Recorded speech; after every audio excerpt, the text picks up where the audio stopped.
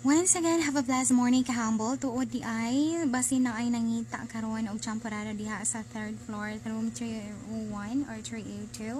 Nahurot na siya og magluto mig otro niyang mga alas 3 siguro sa hapon kaloyan sa Ginoo para sa pagpakaon na sa abo niyang gabi nga mga students or evening class.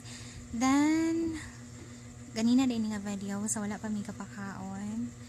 Ako na nang giukban ang ugat naman akong kamot oy og ako na nang gimikos-mikosan diha og gatas para mas inyong matagamtaman ang kalami char.